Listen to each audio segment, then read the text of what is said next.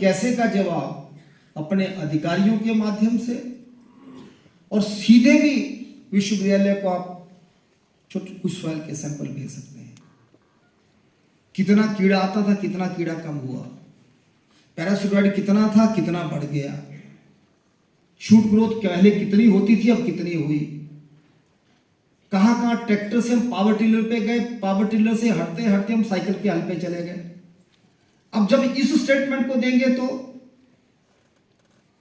शायद समझने में कठिनाई होगी, परंतु जब सॉइल ऑर्गेनिक कार्बन के नाम से इसको बताएंगे तो समझने वाला आसानी से समझेगा। पिछले महीने हमारी यहां वर्कशॉप थी।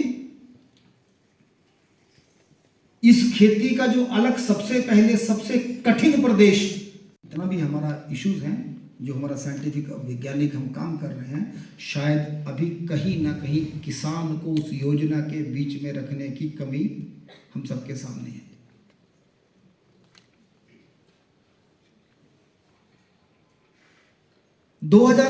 में 22 में 21 में शायद जब प्राकृतिक खेती का पहला सम्मेलन माननीय प्रधानमंत्री जी की उपस्थिति में होना था, तो मंत्रालय ने निश्चित किया कि 10 मिनट की एक फिल्म दिखानी चाहिए।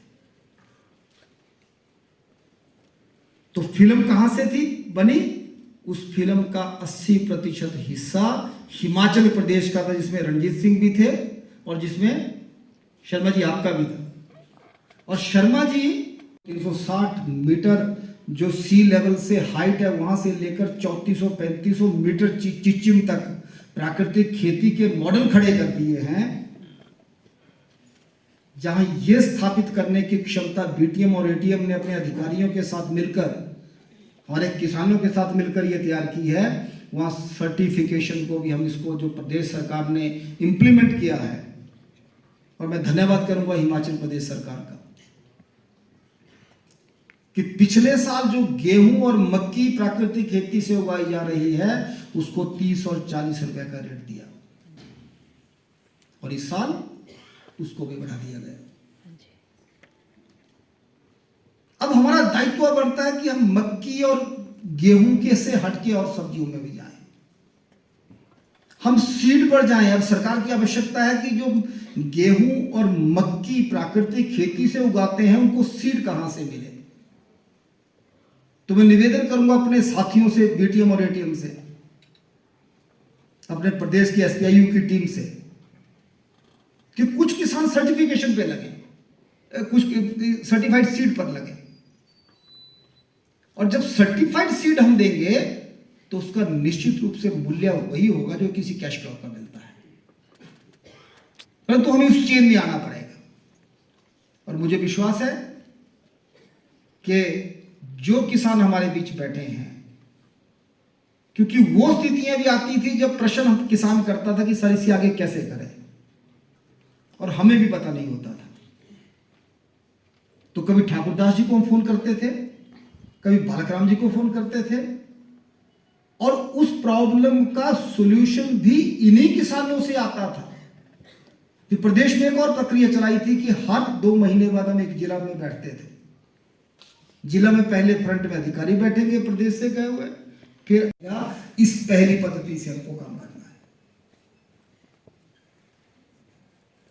फिर सरप्लस आएगा, फिर उसकी अगली चिंता करेंगे। क्योंकि जब हमने रिसर्च की, नेशनल इंस्टीट्यूट से बात की, आप हमारी सॉइल को चेक करिए, आज हमारे माइक्रोब्स को चेक करिए, तो बहुत बड़े बड़े करोड़ों के प्रोटोकॉल बना के दे दिए गए। आज सर्टिफिकेशन की बात आई, पूरी लॉबीज खड़ी हुई है, जैविक खेती की सर्टिफिकेशन से नहीं हटना चाहिए, क्योंकि उस दुकान को बंद करना है। परंतु मुझे लगता है कि हिमाचल प्रदेश ने जहां इतना बड़ा काम खड़ा करके स्थानीय नहीं उगेगा और स्थानीय नहीं खाएगा, क्योंकि पहला अधिकार स्थानीय का है, और स्थानीय तब खाएगा जब हम इसको अफोर्डेबल करेंगे। अफोर्डेबल तब हो पाएगा जब मार्केट की डिपेंडेंसी से किसान को अलग करेंगे, और जब मार्केट की डिपेंडेंसी से किसान को अलग करेंगे तो देश भर के जो बड़ी बड़ी लॉबीज हैं, जिनके घर में किचन गार्डन भी नहीं है और जिनका बेचने के लिए आउटलेट भी नहीं है, परंतु वो सबसे इंपॉर्टेंट भूमिका में किस लिए आया कि सर्टिफिकेशन मैं करूंगा। जो आप मुट्ठी भर लोग कुछ अच्छा करने का प्रयत्न कर रहे हैं, जो आप मुट्ठी भर किसान और हमारे अधिकारी देश को कुछ अच्छा देने का प्रयास कर रहे हैं, उसके लिए कहा तेरी सर्टिफिकेशन होगी, तुझे प्रमाण देना पड़ेगा कि तू अच्छा कर रहा है। और जब तुझे प्रमाण देना पड़ेगा तो तुझे पैसा देना पड़ेगा। अब एक कमेटी बनी है देश भर की जिसमें हमको प्रमाणिकता का फॉर्मेट बनाना है। इस सितारा सर्टिफिकेशन के लिए जो हिमाचल के हमारे अधिकारियों ने इसको बना के जो देश को दिया, पूरी देश की लॉबी इसके लिए खड़ी हो गई है कि ये नहीं होना चाहिए। इसके लिए क्या क्या दुर्भाग्य है। हमारा ये मानना है कि कुछ सिस्टम यूरोप ने हमें दिए, भारतवर्ष 30-32 स्टेट का पूरा विविध जलवायु और विभिन्न किसानों का जो कैटेगरी है उसके बीच में क्या एक सिस्टम पूरे देश के लिए चलेगा? क्योंकि उसको पूरे देश में चलाना है, इसलिए मुट्ठी भर लोग उसकी सर्टिफिकेशन के लिए आएंगे और सरकार का जो हिस्सा हमारे किसान के लिए बहुत ही उल्लास होता है मन में कि हम किसान भाइयों के लिए जो प्राकृतिक खेती, जैविक खेती, केमिकल फ्री फार्मिंग के लिए प्रमोशन करना, ये हमारा कार्य है हमारे national centre for organic and natural farming का। थोड़ी सी मैंने आपको इंट्रोडक्शन दी। वैसे तो मेरे सारे भाई बंधु यहाँ पर बैठे हैं, माताएं, बहनें और पिता समान भी कुछ बुजुर्ग हैं यहाँ पर हमारे जो किसान भाई आए हुए हैं। उन सबका बहुत बहुत वंदन, अभिनंदन और आप सबको प्रणाम। मंच पर आसीन जो हमारे इस कार्यक्रम में आप स्वागत करें, उन्हें सम्मानित करें।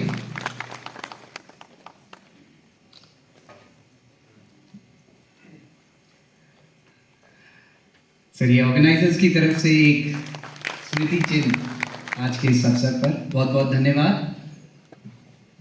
मैं विश्वविद्यालय के और हमारी जो परंपरा है सर, रत्नेश जी वैसे हिमाचल से ही बिलोंग करते हैं। हिमाचली टोपी और एक मफलर आज के इस अवसर पर रत्नेश शर्मा जी को भेंट करें। आदरणीय नेकराम शर्मा जी को इस कार्यक्रम में स्वागत करें। आज के इस अवसर पर हिमाचल का एक पारंपरिक वाद्य यंत्र होता है रणसिंगा, उसकी एक प्रतिमा, एक प्रतीक आज के इस अवसर पर भेंट करें। बहुत बहुत धन्यवाद सर। अब मैं निवेदन करूंगा। मां सरस्वती शारदे पूर्ण इस अज्ञान उदधि से, पूर्ण इस अज्ञान। हमारे असली फार्मर तो आने चाहिए।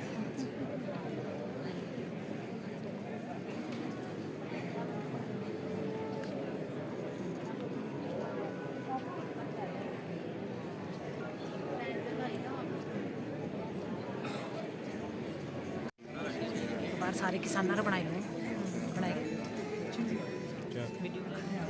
सारे किसान